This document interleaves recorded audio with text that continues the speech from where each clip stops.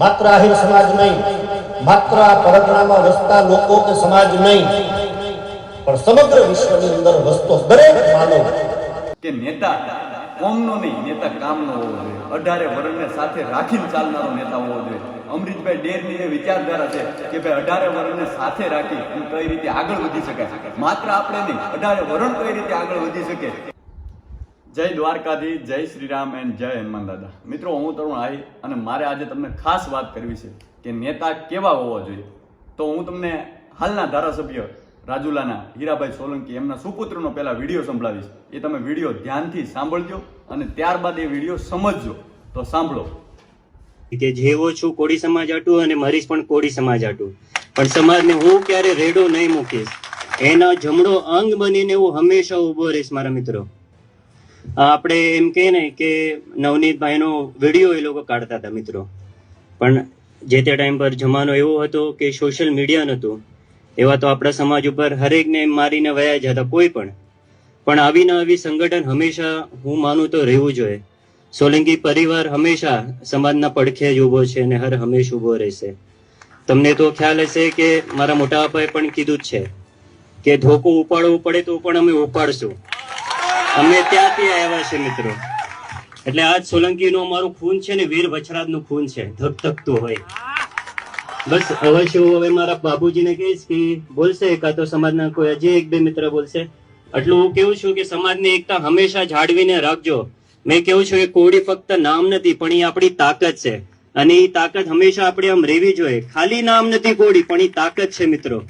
જય કોળી સમાજ. તો આ જે તમે વિડીયો સાંભળ્યો એ રાજુલાના ધારાસભ્ય હીરાભાઈ સોલંકીના સુપુત્ર બોલી રહ્યા છે, એ તમે જોઈ શકો છો.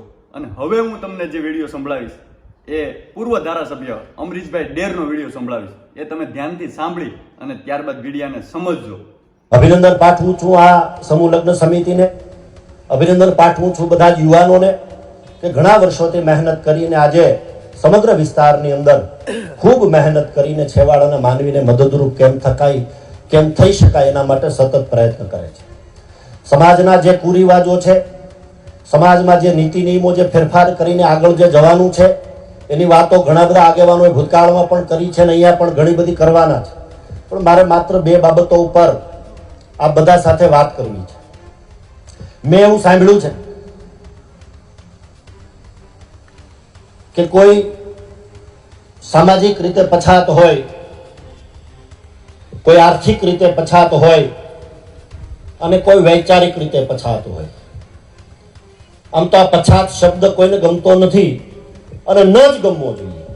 એટલા માટે ન ગમવો જોઈએ કે આજે સમગ્ર વિશ્વ અને સમગ્ર દુનિયા ક્યાં પહોંચી છે ત્યારે આ પછાત શબ્દ કોઈને ન ગમવો જોઈએ અને નથી જ ગમતો.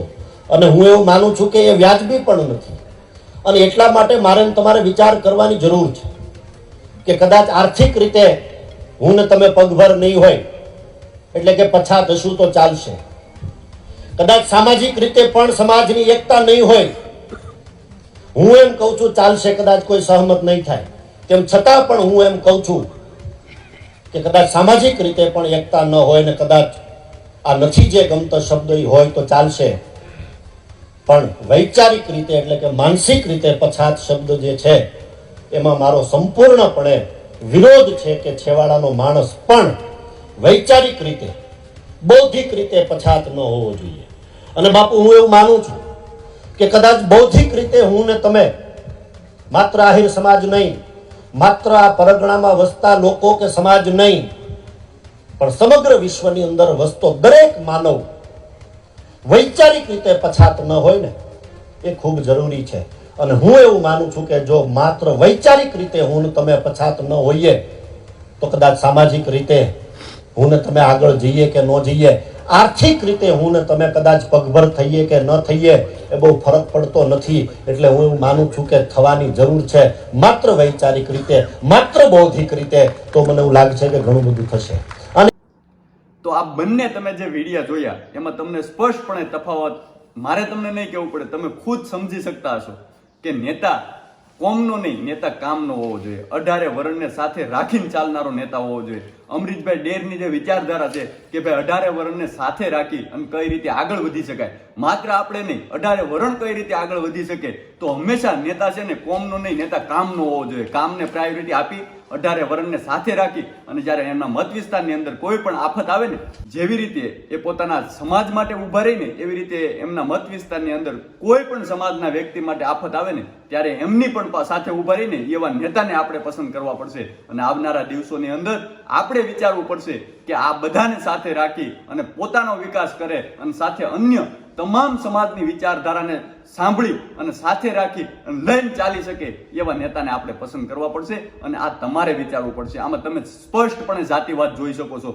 માત્ર ચૂંટાયેલા નેતા હંમેશા છે ને કોઈ સમાજના નથી હોતા, એ 18 વર્ણના હોય છે. ત્યાં 18 વર્ણે એમને ખોબલે ને ખોબલે મત આપ્યા હોય છે અને 18 વર્ણ સાથે રાખી અને એમને જીતાડ્યા હોય છે. અને એ માત્ર સમાજની વાત કરે ને એ આપણા માટે ખૂબ અફસોસજનક વાત કહેવાય.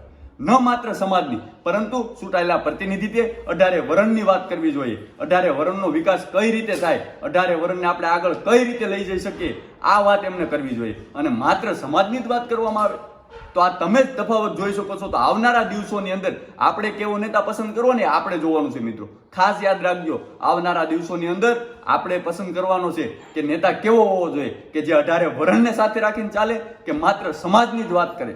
આ તમે જોઈ શકો છો, આપણે દિવસે ને દિવસે જોઈએ છીએ ભાષણબાજીઓ.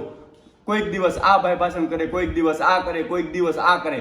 નહીં, માત્ર ભાષણ કરે અને માત્ર સમાજની જ વાત કરે એવા નેતાને આપણે પસંદ નથી કરવાના. આવનારા દિવસોની અંદર 18 વર્ણને સાથે રાખીને ચાલે ને એવા નેતાને આપણે પસંદ કરવા પડશે. બાકી તમે સમજદાર છો, આવનારા દિવસોની અંદર જવાબ તમારે આપવાનો છે. ખાસ કરીને યાદ રાખજો. જય દ્વારકાધીશ, જય શ્રી રામ અને જય હનુમાન દાદા.